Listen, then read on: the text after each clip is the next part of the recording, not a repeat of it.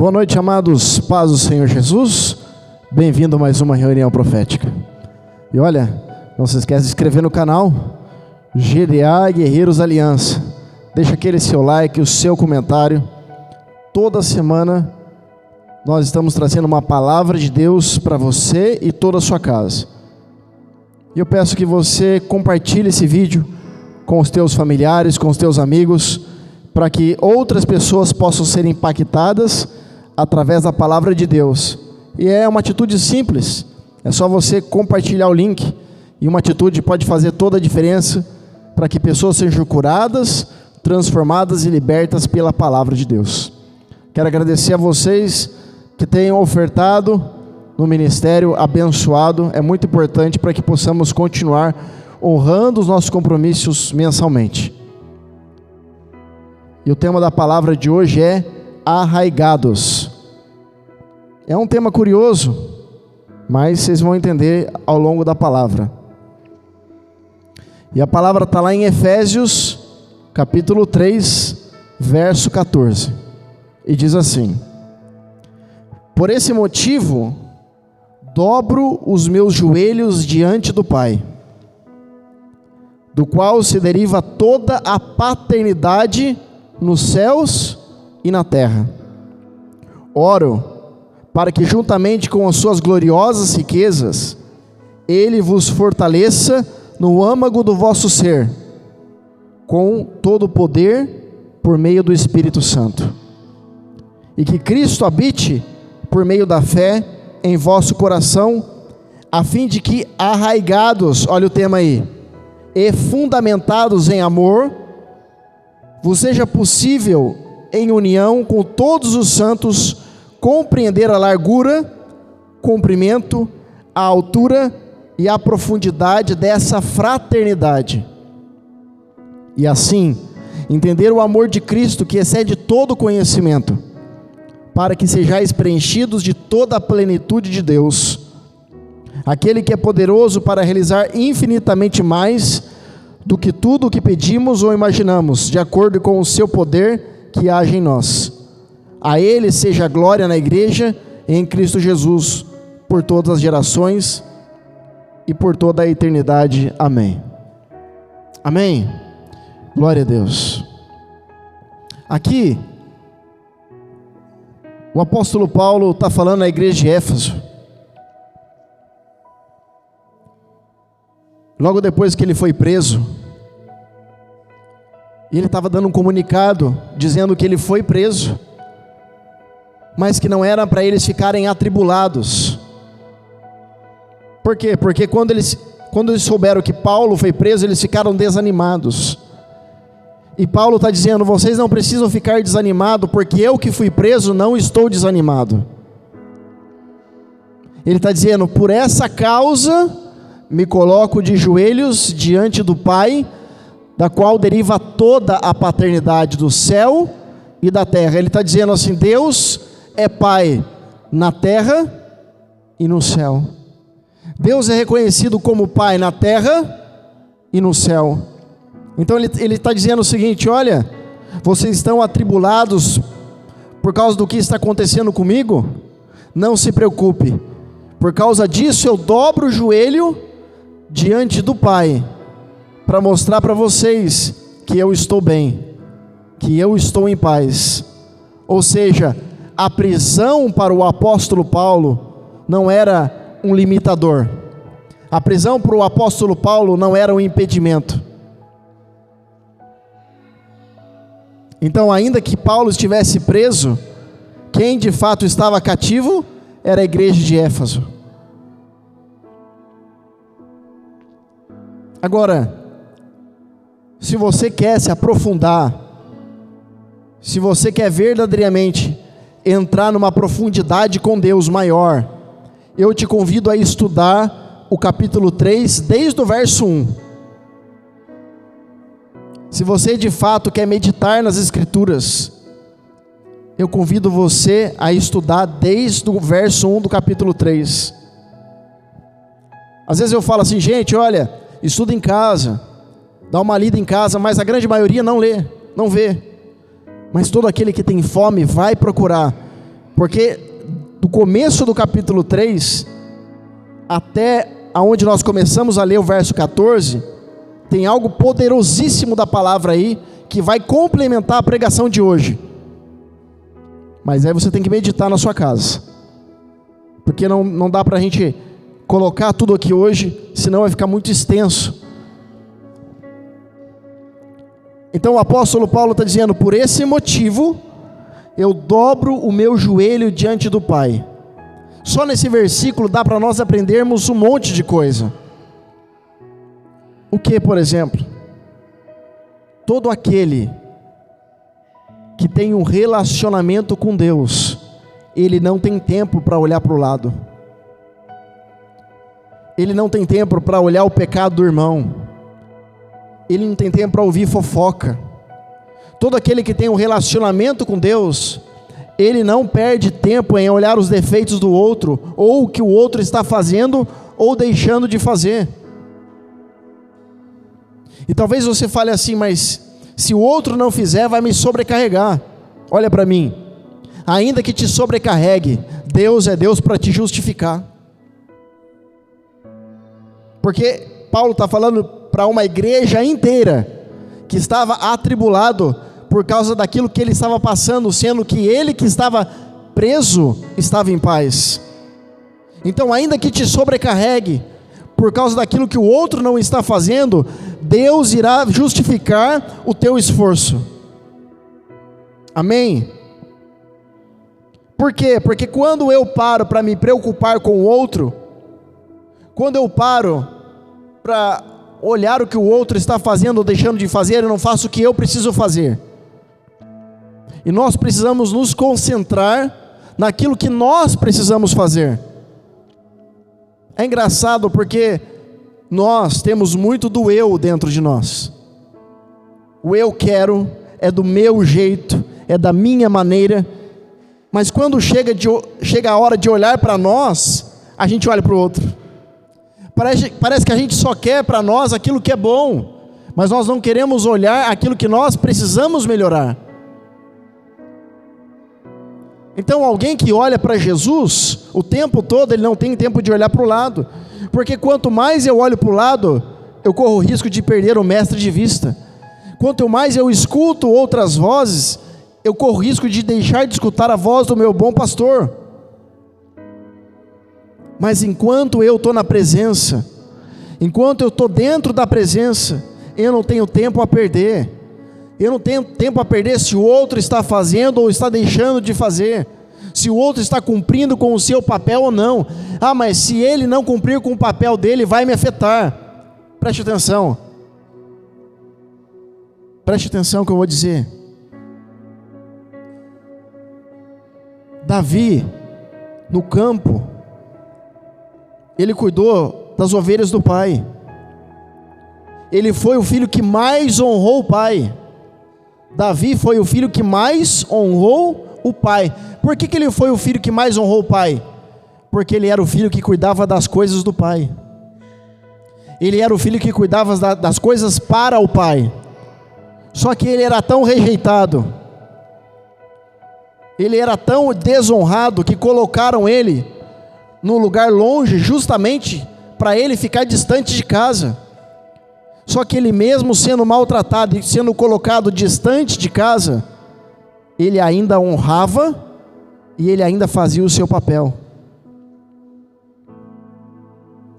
Até que chegou um ponto que o próprio Deus viu isso e mandou um profeta lá para ungir ele rei.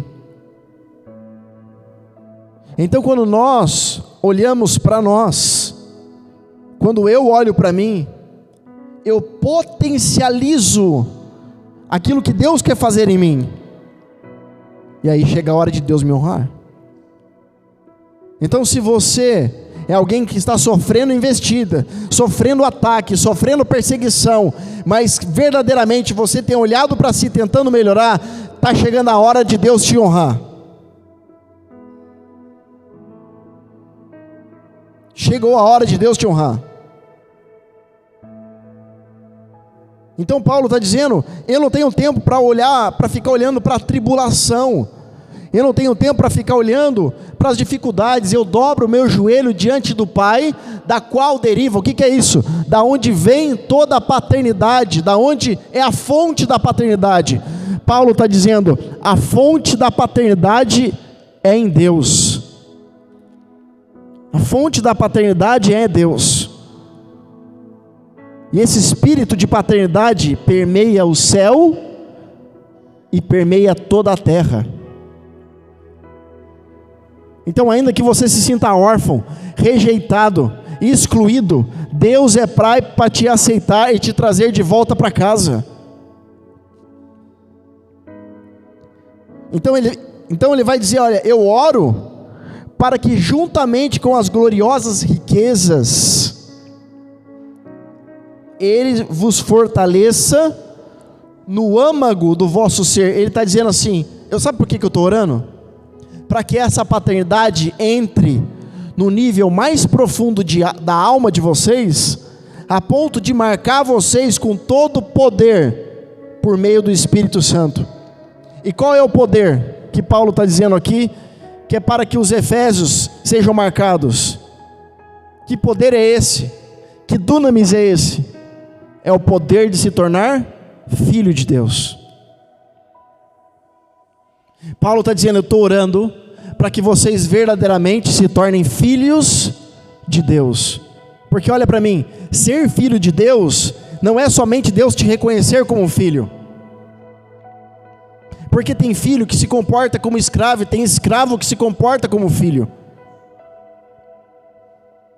Então, quando você é reconhecido como filho, não necessariamente você chegou em um patamar onde você conquistou a autoridade suficiente para falar com o rei. Quando você é filho, você tem direito à mesa, você tem direito ao palácio, mas o rei só vai parar para te ouvir se você agir como filho e não ter somente o nome de filho, a reputação de filho. Porque a qualidade de filho não te coloca à mesa, mas o comportamento de filho faz o pai dividir o pão com você. Amém? Entenda o quanto isso é forte.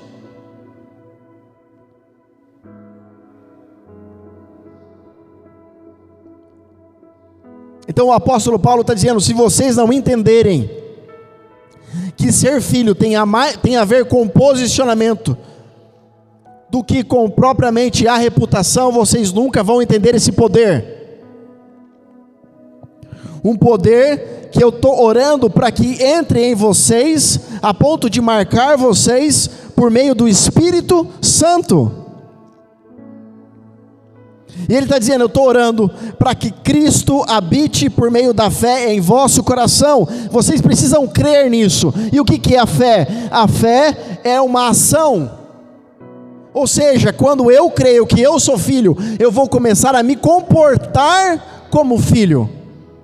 Não adianta eu ser ungido como filho se o meu comportamento é de escravo. Eu volto a dizer, tem filhos que se comportam como escravos, tem escravos que se comportam como filhos. Temos o exemplo do filho pródigo, ele era filho que se comportou como escravo, enquanto os escravos estavam se comportando como filhos.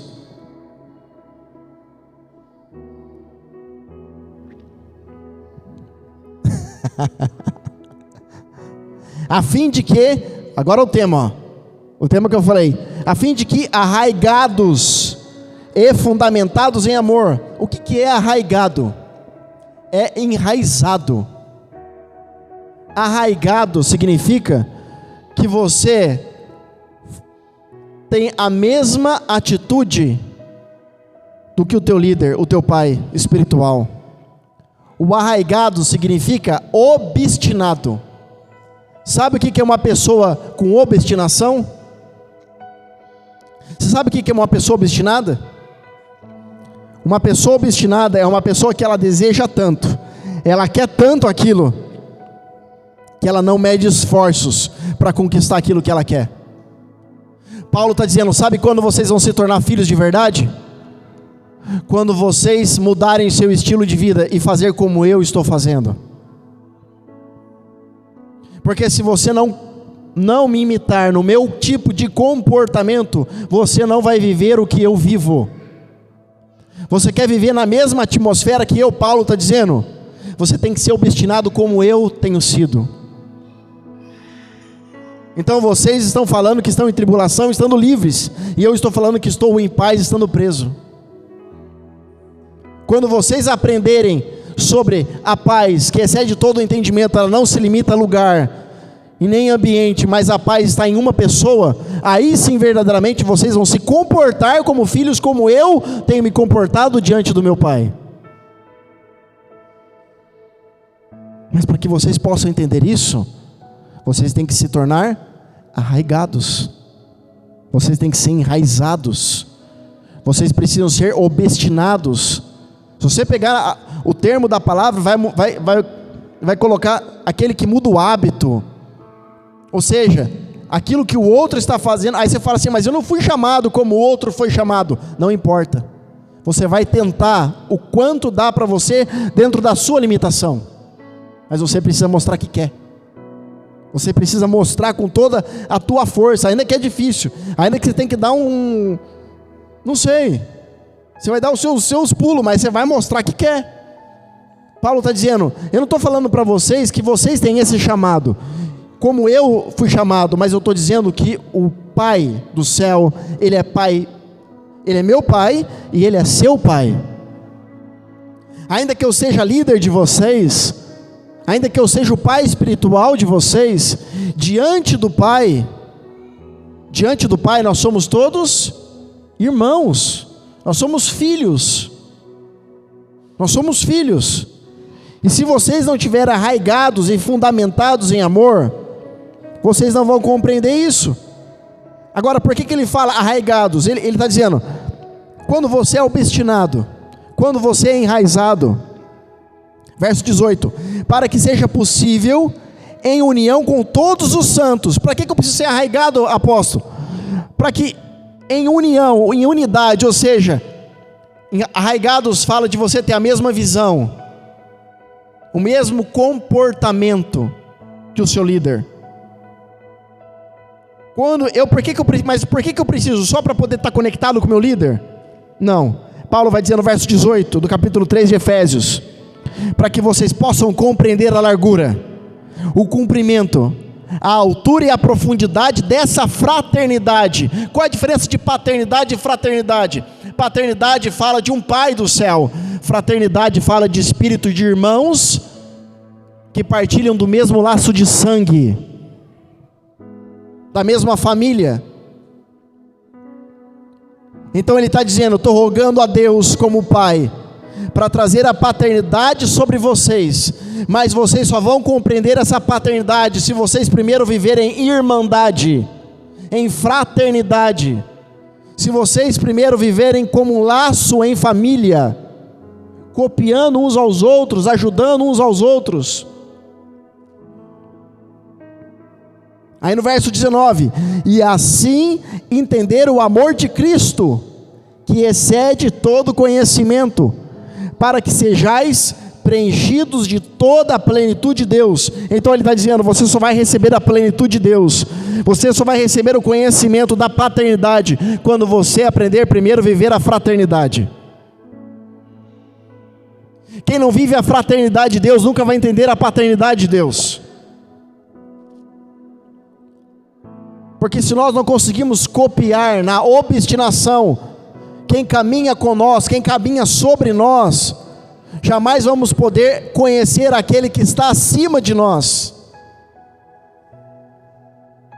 Se nós não conseguimos obedecer, se nós não conseguimos servir, se nós não conseguimos honrar aquele que nós estamos vendo, como então nós vamos caminhar com aquele que nós não estamos vendo?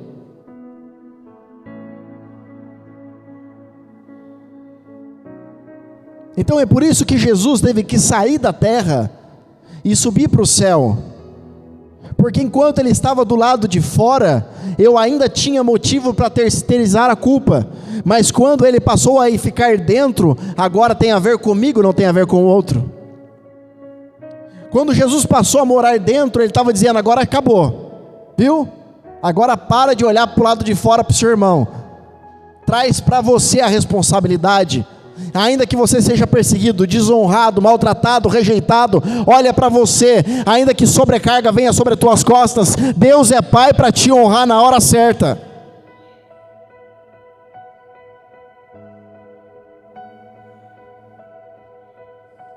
Aquele que é poderoso para realizar infinitamente mais do que pedimos ou imaginamos. Você já parou para perceber que a gente pede uma coisa, quando vem em dobro, vem em abundância? Parece que Deus não sabe brincar. Aí você fala, mas eu estou pedindo há tanto tempo e não chega. É porque Ele está esperando que o mínimo das nossas atitudes para se comportar como filho, para que possa preencher e transbordar. Eu falava nesses dias da live, na madrugada profética, uma experiência que eu tive com Deus, que foi justamente sobre isso. Eu imaginava uma coisa e Deus me surpreendeu a ponto de transbordar. E foi tão forte essa live, que teve pessoas que foram dormindo tremendo pela presença de Deus, e acordou tremendo no outro dia.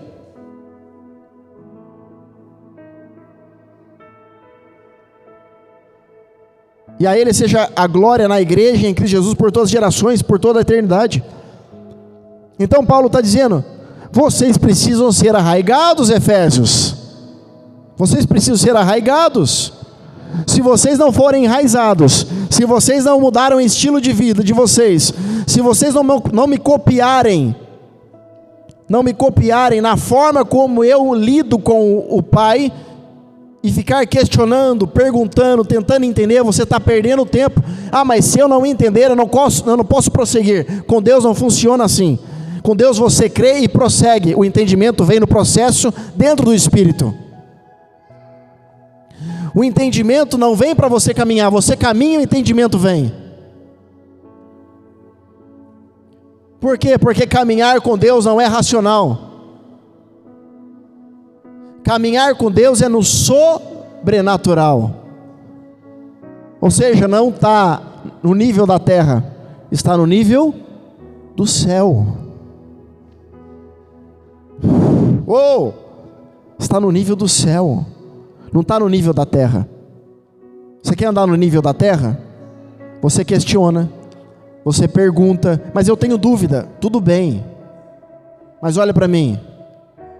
Aprenda a ouvir mais e a falar menos. Só que não adianta você não falar e aqui dentro está um turbilhão. Aprenda a silenciar a tua alma. E a tua alma não silencia com respostas de questionamentos. A tua alma silencia com a disciplina do Espírito. Aí eu preciso de resposta, porque a minha alma está agitada. Não, a sua alma está agitada não é porque você precisa de resposta. A sua alma está agitada porque ela está indisciplinada. Quanto mais disciplinado eu for, mais eu vou aquietar minha alma. Porque eu não preciso de resposta para ela. Ela que é a resposta, porque ela é fominha. Lembra que eu falei dela com o corpo? Ela precisa de resposta. Mas quando você fala assim, fica quietinha, filha, para eu gostar de você, fica quietinha. Aí ela obedece. Dá uma briga nos 5 minutos, dá uma DR. Você calma. Se alguém chegar perto, então só sapato voando. Vidro de perfume que voa, é tudo. É ventilador, o que tiver na mão vai embora. Mas quando você fala para ela aprende a obedecer, aí vira uma beleza.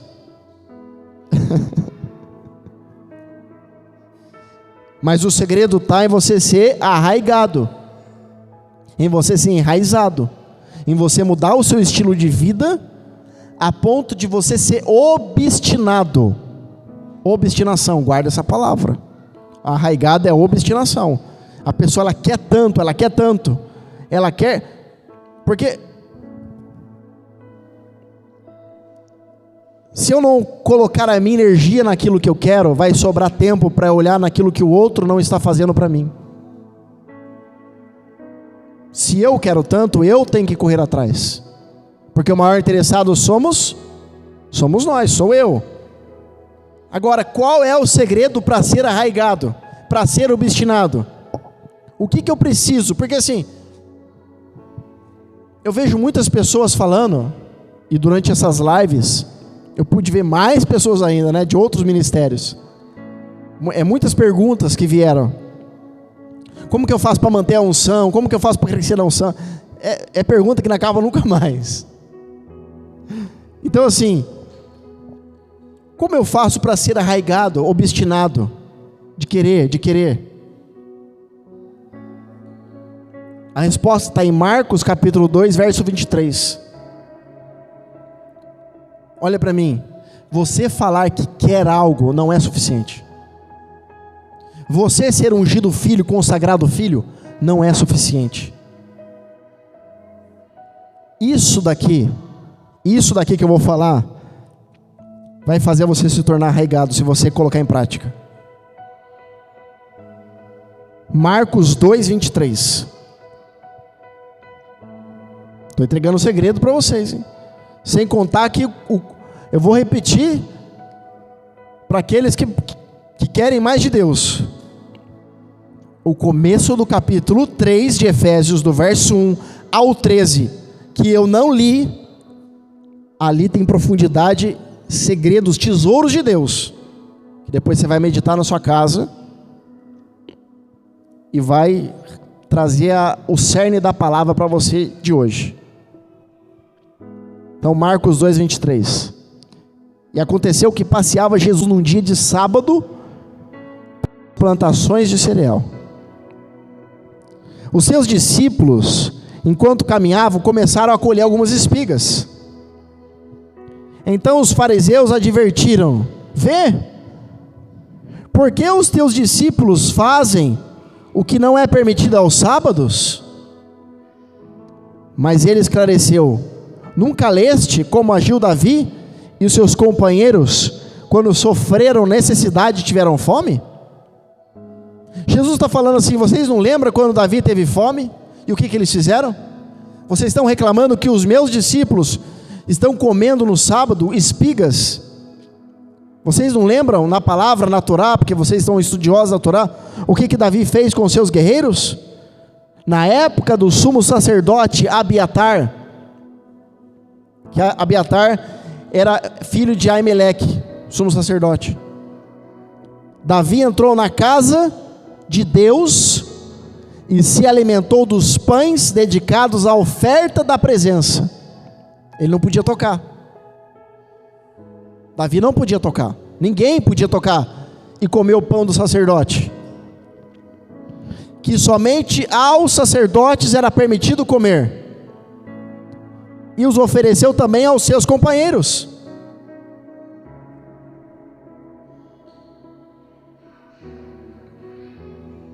Então Jesus está dizendo assim: vocês estão reclamando e achando ruim que os meus discípulos comeram espigas no sábado? Então o que vocês podem falar de Davi, que comeu o pão da mesa da presença com os seus companheiros? Aonde está o segredo aqui para se tornar arraigado? Por que Davi não morreu? Porque ele era um homem segundo o coração de Deus? Beleza, mas e os companheiros? Não era para ter morrido? Ah, mas estava acompanhado de Davi. Pode ser. Mas sabe por que Davi pôde comer do pão? E os seus companheiros? Porque ele teve uma atitude que o permitiu: fome. Se você fala para Deus que você quer algo, mas você não se comporta de acordo, você não teve fome. Porque a fome, pega uma pessoa com fome, não, faz o seguinte: fica você sem comer, fica você de jejum alguns dias, fica 4 dias de jejum sem comer, nada. Quando você sentar na mesa, você vai escolher o que você vai comer? Você come o quê? O que tiver na mesa. Ou fica sem comer. Você olha, você abre a despensa, não tem nada para comer, só tem fubá. Você vai comer o quê? Arroz e feijão? Você vai comer fubá. Você vai comer fubá cozido. Você vai comer fubá frito. Você vai comer fubá com salada. Você vai comer fubá temperado, fubá sem tempero, fubá com leite, mingau de fubá. Por quê? Você só tem isso, você está com fome. Você já viu uma pessoa com fome orgulhosa? Você já viu uma pessoa com fome soberba? Você já viu uma pessoa com fome negando o prato de comida? Você já viu uma pessoa com fome batendo de frente com outra? Você já viu uma pessoa com fome falando mais alto que a outra? Toda pessoa com fome, ela se coloca em uma posição de humildade e necessidade. Porque enquanto tem abundância, a gente corre o risco de não valorizar aquilo que é para ser valorizado. Às vezes é necessário Deus tirar tudo para você valorizar o que era para ser valorizado lá atrás. Às vezes é necessário Deus tirar tudo para mostrar para você o que é essencial. Para dizer, olha, se você voltar a ter a atitude que você teve antes, você vai ficar sem nada de novo. Porque enquanto eu tenho uma pregação pela internet, de boa eu não ir no culto, eu assisto depois. Tranquilo, Deus entende. Você não teve fome. Ah, mas você não pode julgar. Não, mas eu estou julgando, a palavra está dizendo. Todo aquele que tem fome, Paulo está dizendo, você sabe por que eu me coloco de joelho? Porque eu só tenho olho para olhar para o Pai. Aquele que só olha para o Pai não olha o que o outro está fazendo. Porque se eu fico olhando para o lado, eu estou perdendo de buscar para mim. Não é egoísmo, é princípio. Jesus está ensinando um princípio para nós. Enquanto eu fico olhando para aquilo que o outro não está fazendo para mim, eu estou deixando de edificar a minha casa. Ah, mas se ele não fizer, vai me prejudicar. Imagina você trabalha numa fábrica na linha de produção. Você bate lá na sala do chefe. Chefe, dá licença. O que está acontecendo? Não, quero ver o que o senhor está fazendo aí. Você faz isso? Aí o chefe fala, mas como assim, ué? Eu quero saber. Se o senhor não estiver olhando a produção, vai estar prejudicando nós aqui embaixo. Ei, você precisa fazer o seu. Eu preciso fazer o meu. Se cada um olhar para si, não tem tempo de olhar para o outro. Aí quando eu olho para mim, eu olho as minhas dificuldades, os meus pecados, as minhas falhas. Eu preciso de uma coisa para melhorar o quê? Fome. Então eu vou atrás, eu vou buscar, eu vou fazer aquilo. Ah, por que você está indo e não está me chamando? Eu não tenho tempo para ficar olhando o que você não está fazendo. Eu estou indo. Você que tem que olhar para você e reconhecer as suas necessidades. Sou eu. O evangelho tem a ver com tratar o eu, o âmago da alma. Paulo está dizendo, eu estou orando para que isso entre na alma de vocês. Se não penetrar na alma, não vai enxergar a paternidade de Deus. Entende isso? Entende quanto isso é forte? Então Jesus está dizendo assim, Davi com os seus comeram do pão, porque eles tiveram fome. Todo aquele que tem fome, Jesus, o Pai, não lança fora. Não lança fora. Sabe quando que você descobre que você tem fome? Quando o empecilho, a dificuldade e as circunstâncias batem na sua porta para tentar te impedir de avançar. Sabe quando você descobre que você tem fome? Quando você passa por cima do seu cansaço, do seu sono, de tudo aquilo que você precisa fazer para ser o que? Arraigado, obstinado, para mostrar que, olha, eu quero o tanto quanto você, só que eu não fui chamado como você, mas um pouquinho daquilo que eu posso fazer está aqui, ó. Isso é honra. A honra consiste aí. Eu não fui chamado para ser jogador de futebol. Eu não tenho esse dom. Mas eu fui chamado para treinar um jogador de futebol. O que eu vou fazer? Eu vou bater um pouquinho de bola com ele. Eu posso até aprender um toque diferente, um drible diferente. E eu posso até jogar melhor no meu time de bairro. Eu estou pegando a palavra e trazendo para baixo, sabe? Eu posso até jogar melhor no campeonatinho, mas eu jamais vou jogar igual aquele cara, porque ele foi chamado para aquilo. Ou até eu me torne jogador, mas eu não vou ser um Pelé. Só que se eu não batesse bola, se eu não ajudasse, se eu não fizesse, eu nunca ia me tornar alguém parecido. Você entende? A honra consiste nas pequenas coisas, em mostrar que quer, o tempo todo eu quero, só que não é a palavra, são as nossas atitudes. Atitudes. Como dizia minha avó, falar até papagaio fala, não é? Papagaio fica, vá, né? Fica assim, o dia inteiro. Tem umas vizinhas aqui de casa, tem papagaio e fica falando. Fica, tati. Fala, mãe, tá falando papagaio lá. Então o papagaio fica falando.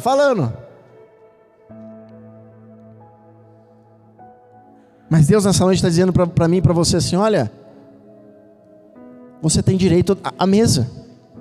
Você tem direito ao pão. É só você tomar uma atitude, ter fome.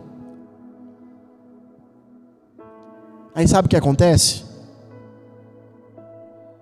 O inimigo tenta nos ludibriar, oferecendo para nós miojo. Como assim miojo?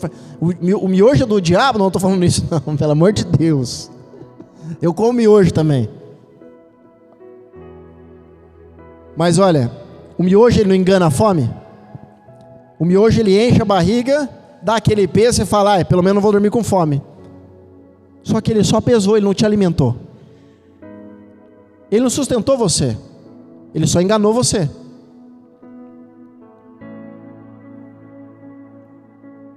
Então, em outras palavras, para eu não me posicionar, eu me auto-saboto. O outro universitário soprou hoje aqui para mim. O negócio tá fake. Ó. É autossabotagem. Quando eu não consigo me posicionar, aí eu olho para o lado, não tem ninguém para acusar, aí eu arrumo desculpa para me justificar. Ó, rimou essa, hein? Até poesia. Aí eu falo assim, não, eu comi sim, eu estou com a barriga cheia. Só que a verdade é que você não está alimentado. Porque para fazer uma comida mais saborosa, quem é cozinheiro aqui, tem umas mulheres que é boa de cozinha aqui. Ó, pra você fazer uma comida mais saborosa, dá trabalho. Mesmo que você seja habilidosa, dá trabalho. Agora miojo, qualquer um sabe fazer miojo, 3 minutos está pronto. Então para eu não ter trabalho, de verdadeiramente ser posicionado, eu vou e falo que eu já comi. Não, Deus não tem isso para você não. Deus tem um banquete para você. Deus tem um banquete para nós, com coisas de qualidade, só que você precisa ter fome. Um dos segredos da unção é a fome. Agora, vocês acham que é brincadeira, Até agora foi leve, eu vou pegar pesado agora um pouquinho só para dar aquela... Opa. Porque às vezes tem gente que começa a falar muito manso e fala assim, você não está bem não. Mas já acostumou, né? Ó, Amós capítulo 8, verso 11. Agora você vai segurar isso aí. Segura na cadeira, na mesa, no sofá, né? Pra você não cair na sua casa. Amós 8, 11. Eis que estão chegando dias, previne o Senhor, Adonai, em que mandarei a fome sobre essa terra. Só que essa fome que Deus está falando, não é essa fome que eu estou falando. Porque essa fome que Jesus está falando, é uma fome que você ainda tem a possibilidade de correr atrás e alcançar. O profeta Amós está dizendo que Deus vai enviar uma fome que você vai correr atrás e não vai alcançar. Vai vir dia sobre a terra, e Deus falou para mim, esse dia chegou já. Que não simplesmente a fome por comida, nem a sede de água, mas a fome e a sede de ouvir e se alimentar da palavra de Deus. Eu vou repetir, Deus falou para mim que esse tempo já chegou. Porque não são todas as igrejas que pregam a verdade. Não são todas as igrejas que pregam o evangelho genuíno, verdadeiro. Hoje, para as igrejas se manterem, eu vou ter que falar? Eu vou falar, hein? Fazer igual aqueles pregadores, eu falo ou não falo Jesus? Ó. Hoje, para as igrejas se manterem, elas precisam estar movimentando através de métodos, de eventos, de campanhas, para estar se mantendo. Elas utilizam de subterfúgio, de retiros, senão as pessoas desanimam, porque parece que a palavra não é mais suficiente para deixar as pessoas felizes, deixar as pessoas avivadas, deixar as pessoas transformadas. Agora, será que o problema está na palavra de Deus? Ou será que a palavra que está sendo ministrada está sendo rasa demais para enraizar as pessoas?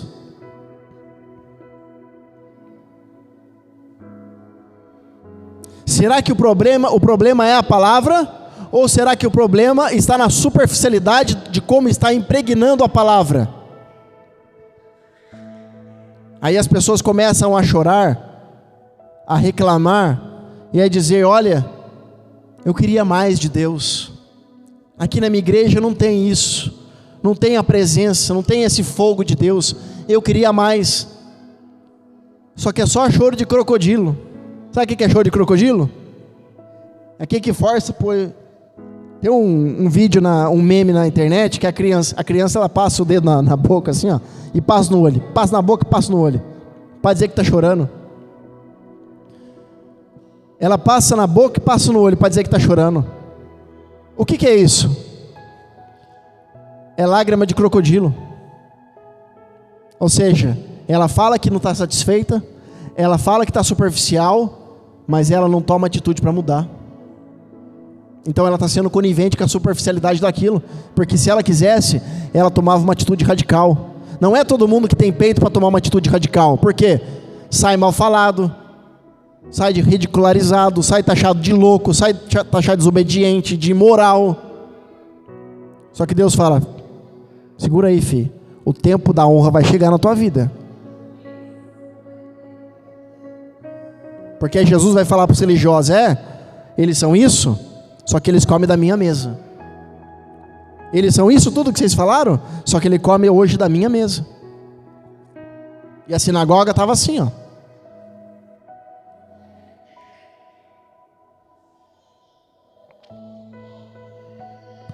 Verso 12: os homens vaguearão, olha isso, os homens vaguearão de um mar ao outro, do norte ao oriente, buscando a palavra de Yahvé, mas não lhe será possível encontrar. Ou seja, as pessoas vão buscar por aqui e por lá e não vai encontrar a palavra. Você crê que esse tempo chegou? Aí você vê o que está acontecendo na igreja de Osborne, na cidade lá. O que está acontecendo? Não tem pregador famoso, não tem cantor gospel, não tem nada. E as pessoas fazem fila, porque está acontecendo um movimento ali. Agora, todas essas pessoas que estão fazendo fila ali, essas pessoas que estão fazendo fila para buscar o novo de Deus, será que todas estão de fato quebrantadas? Ou será que muitos são curiosos para ver o que está acontecendo? Porque cadê até hoje o avivamento de Toronto? Cadê? Cadê o avivamento da Azusa? Cadê o avivamento do país de Gales? Aconteceu o avivamento, mas cadê os frutos desse avivamento? Não foi 6 milhões de pessoas que foram impactadas pelo avivamento de Toronto? Aonde está essas 6 milhões de pessoas que não estão impactando o mundo, sendo que Jesus levantou 12 mudaram a nação, mudaram o mundo através da palavra? Aonde estão os 6 milhões de líderes? 6 milhões de líderes foram impactados. Cadê os 6 milhões? Cadê os 6 milhões de pessoas?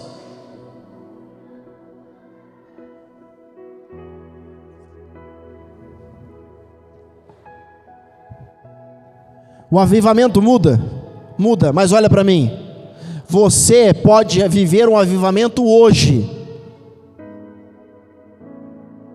Começa por você, começa por mim. Você é o próprio avivamento. E sabe por que aconteceu isso? Porque jovens apaixonados pela presença se reuniram num lugar e começaram a buscar. Se esses jovens não tivessem buscado, não teria fila vindo.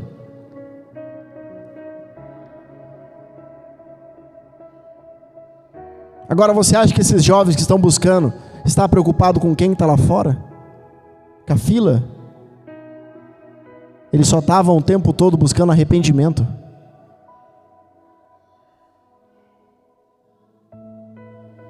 Eles estavam o tempo todo buscando arrependimento. Então, é o começo da palavra do apóstolo Paulo. Por isso eu dobro os meus joelhos diante do Pai, da qual deriva toda a paternidade do céu e da terra. Então, quando a gente chega numa maturidade, em unidade, aonde a igreja não tem mais tempo para olhar para o lado e olha só para dentro de si, acontece o avivamento. E eu falava isso em outras reuniões. O avivamento sempre surge no caos.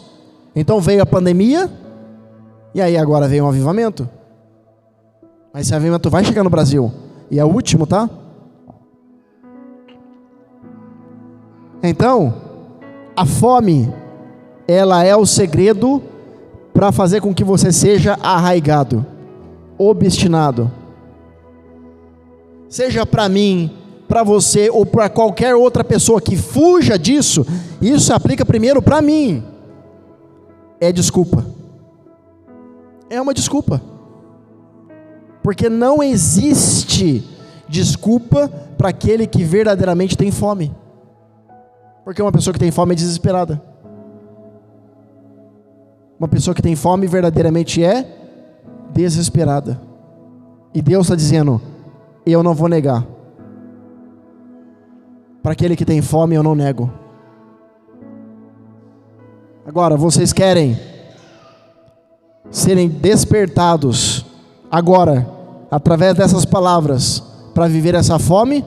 Ou você quer esperar chegar o tempo, que já chegou, aonde você vai ter fome e não vai poder alcançar o alimento? É preferível ser exortado, ser chamado por Deus, dizendo: olha, aprenda a ter fome, ou Deus falar para você: agora não tem jeito mais, acabou, e acabou, foi-se a glória. Então, se você tem fome, busca, é o tempo. Você tem oportunidade, busca. O que eu preciso fazer mais? Aonde tem mais?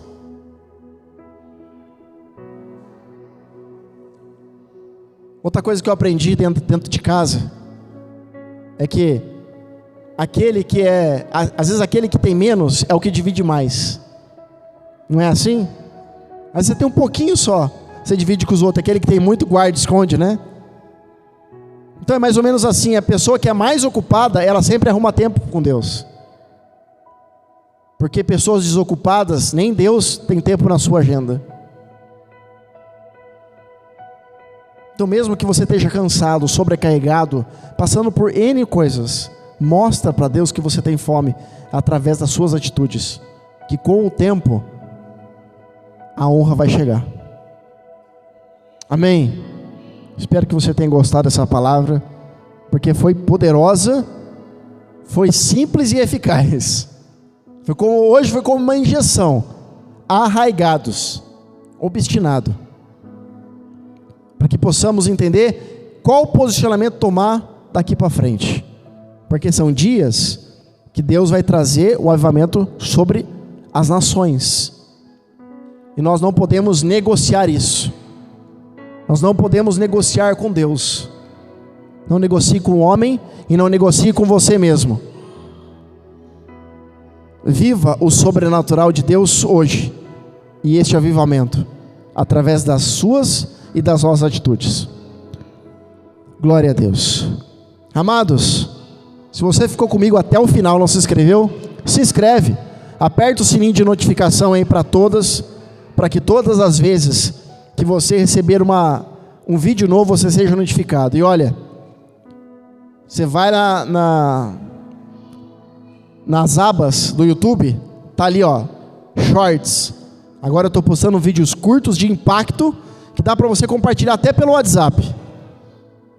Palavras de impacto. Às vezes tem pessoas que não têm paciência. Você quer evangelizar e edificar uma vida? Manda esse vídeo para ela. É uma isca para que ela seja transformada e atraída para Deus. Amém? Então compartilha, curte, deixa o seu comentário. É muito importante para a gente continuar crescendo. Aqui na descrição do vídeo está o Pix. E aqui do lado da tela o QR Code para você fazer a tua oferta, o dízimo, primícia, abençoar e continuar abençoando esse ministério. Obrigado. Eu te espero até a próxima reunião profética em nome de Jesus. Fica na paz.